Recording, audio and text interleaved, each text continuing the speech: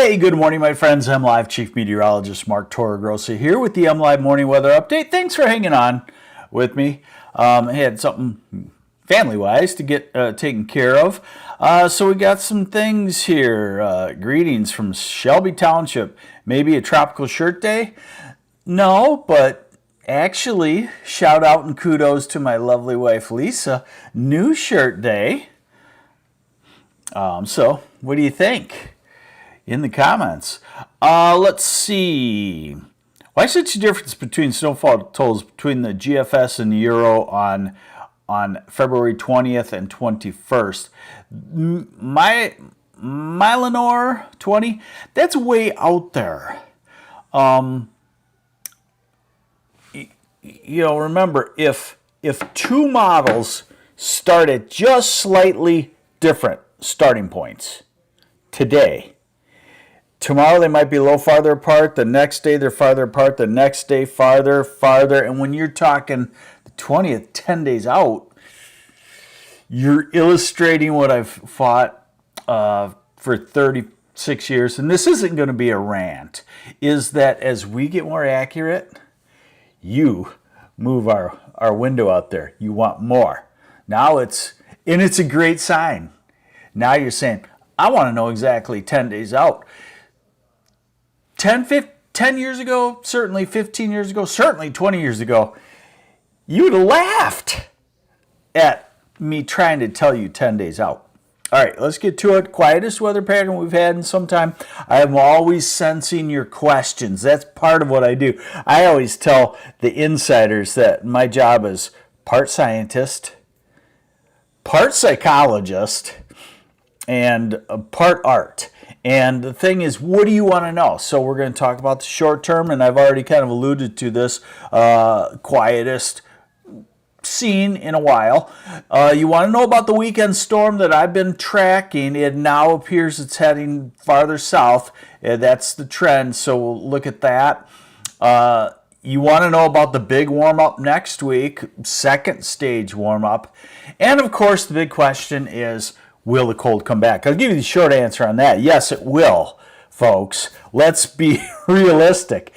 In a week or two, it's going to be late February and early March. Does cold hit in late February and early March in Michigan? Yes, it does. So it will be back. It won't be back with the Arctic vigor that we had. We probably are done with our below zero weather for the southern half of lower Michigan. There's always little pockets that can be quirky in the north, but we're probably done with our below zero weather. We are not, I'm convinced, we are not done, and I don't know this for certain, but just common sense again, not even a meteorology degree in 36 years of experience. We are not done with our biggest snowstorm, which I also feel that we have not had a statewide snowstorm so far. And I'm going to write about that today, that how incredible it is to show snowfall values that are above normal in places like Detroit and Flint and Lansing, outside of the snow belts, and yet we really haven't had a true snowstorm. All right, let's get to it. Today, still some light snow moving through Tawas and around the Saginaw Bay. That's done in the next couple of hours, and not something that we'll really worry about. And just to show you on the radar forecast from this high-resolution model, that it really does nothing additional. So here we go. Through the afternoon, traveling should be all right. This is overnight tonight. You can always have a quick 5-minute flurry. Let's see here. Let's see. Hey, Dave is wearing the same shirt? Seriously? Wow. I guess we both have wives that have good taste, right? Bill Bechamp, why am I seeing such a difference in modeling for Sunday storm? What's going to happen? Great question. Great question. You know what? This might not be a weather update that has a lot of maps. It might just be a lot of talking. Great question, Bill Bechamp. what is happening. So the short answer, southern stream jet stream versus northern stream jet stream. So a storm comes into the western U.S. and at this time of the year we have what we call the polar jet stream, which is in the southern part of the country right now. And then we have the Arctic jet stream, which is right now just north of the border. And a storm system will come in and it will either get attracted to the northern jet stream or the southern jet stream. And this one coming up is going to transfer to the southern jet stream. Why? We're getting into the spring severe weather season in the south, the new tornado alley, Alabama, Mississippi, Georgia, Tennessee, Carolinas, Kentucky. And that's where the magnetism is for this, and you're going to see it. So we had this thing where the models didn't know if it was going to go in one of the two streams. It was kind of putting in the middle, and now it's got it figured out a little bit better. Now it's only 5 or 6 days away. Pretty incredible still, and it's saying it should attract to the south. So that's what you'll see on that. And so here we go. All right, radar forecast, essentially nothing, and this is Wednesday. It's colder, a few spotty lake effect snows, but that's about it. Dustin Connor, good morning, Mark. Is it time to tap for maple syrup? Afternoon highs above freezing, nights below, prolonged freezing, taps will dry out. That maple syrup is elusive. You got to tap and find out for yourself, but you are correct. It's getting close. All right, now we go to the temperatures, the next thing. So you know this is a different spiel from me because usually I'm waiting till the end for the temperatures, but I'm showing it to you this time now. Today, along I-94, you'll be about 40 degrees from Detroit to Ann Arbor to Jackson to Kalamazoo. Either side of that, 37, 38. I don't know about that 40 in the Tawas area. Traverse City, probably 34, 35. So a touch of melting. Probably not aggressive melting. Now tomorrow we get back into a north wind behind this cold front that's moving through, but it's not an Arctic plunge. Note that we go down to highs in the mid to upper 20s, and that means that same deal on Thursday. That means that when we get the rebound, we're back above freezing again. So watch this extended period, which I had been anticipating would develop. Friday, highs mid to upper 30s. Saturday, 37 to 40. Very common across all of the state, including the Yoopers. No offense if that's not the way you like to say it. And then this is Sunday, temperatures near 40 degrees. And this is Monday, upper 30s to near 40. And this is next Tuesday and next Wednesday. We will have storm systems. We will have large temperature gradients over Michigan as we get into late February and early March. We always do. And I want to remind you that even though I've gotten on here and said, hey, the modeling and meteorology has done great in accuracy over the last 35, 36 years, we have. There's still one thing that it's not super stellar at, and that is estimating the power of cold, partially ice-covered Great Lakes in bogging down a warm-up. And so we do usually what I call get ripped off of our first several advertised, forecasted warm-ups.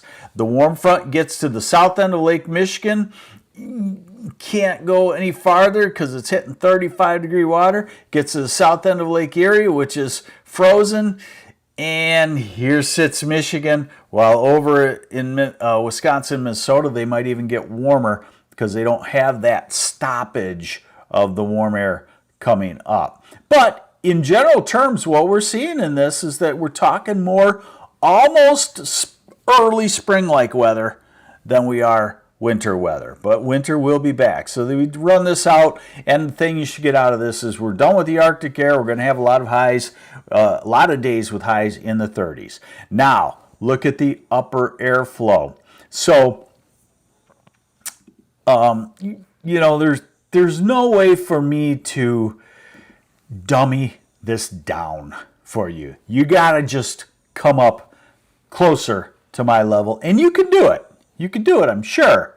So what you're seeing is you're seeing the upper atmosphere at about 15,000 feet up. Imagine it as, you know, when you're driving on a trip, you drive on your local roads out of your neighborhood and then in your roads around your city, and then eventually you get to I-75 and you take a main route. And, you know, when you look at a trip, you say, oh boy, that's a direct route on I-75, easy trip. Or we got to take this and then we're going to go over through West Virginia and down here, and that's complicated. Well, you're seeing the direct route of the wind flow in the atmosphere at the mid-levels of the atmosphere. So when you see this map, just know that the black lines, basically the wind flow from west to east along those black lines, and we can trace where our air is coming from, and if we see a bend, we know it's a storm system, and you're going to see the southern stream jet stream on here coming up. So this is Thursday, Friday. This is not an Arctic air look. If you take one of these black lines over Michigan and trace it back to the west, it goes up into Wisconsin, Minnesota, still cold spots, North Dakota, and then it bends back to Washington. Still cold spots in February, but not Arctic. Now we're into the weekend. Note the bend in the jet stream. That's what causes storm systems, is the jet streams the fast air is trying to make a curve around a bend. What happens if you're driving too fast and you come up on a bend in a road? You pile up, right? And that's what happens here. The air piles up and causes the storm system. So this is this weekend. This is a first, Gulf Coast severe weather outbreak. Very classic at this time of year. And then note the storm dropping into the western U.S., much different pattern than what we've had, and the ridge blowing up in the eastern two-thirds over us. So you look at that, if you take the Great Lakes out, you say we make it to 55 to 60, but we don't. If you take the Great Lakes out and you take all the snow off the ground, we make it 55 to 60.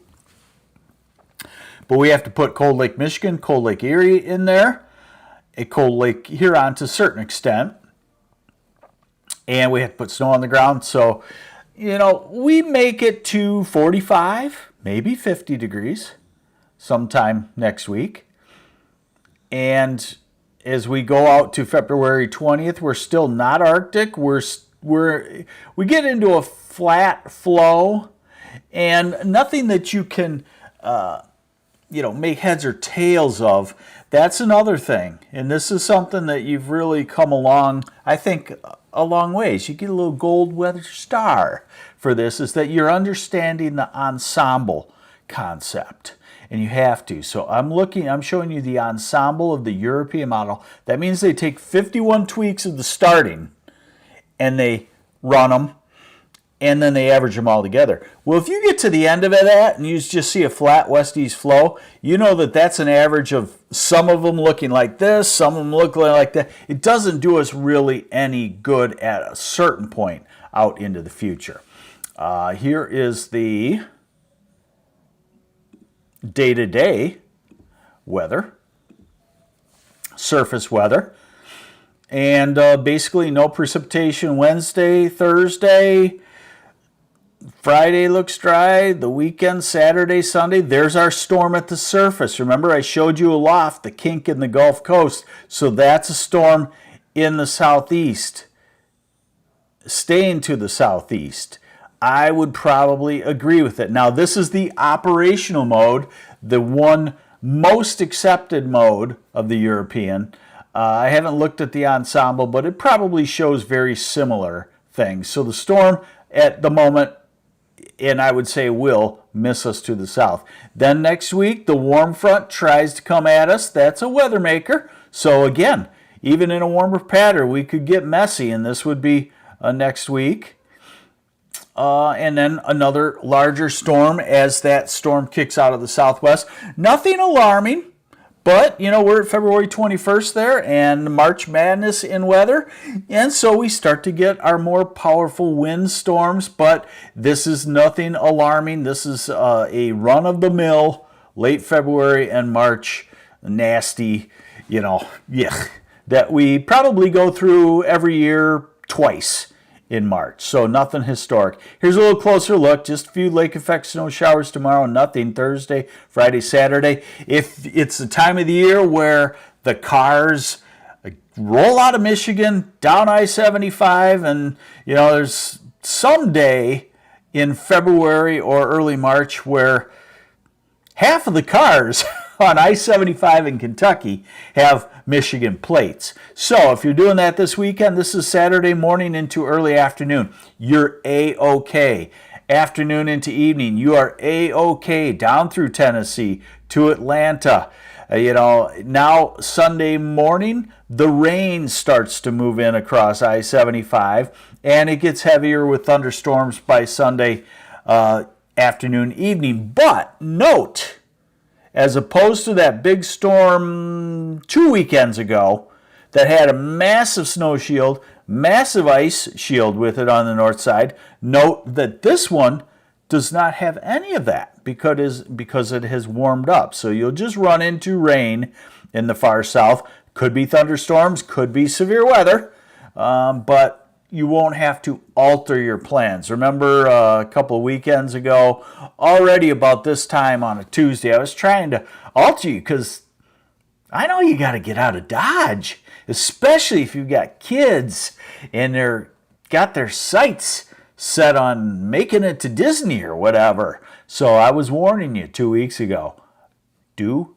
rearrange your plans and get south of Atlanta by X time. This weekend, if you want to avoid the heavy rain, possible thunderstorms, possible slowdown for an hour or two, you get on it early Saturday morning and you get, you keep driving, but you don't have any problems.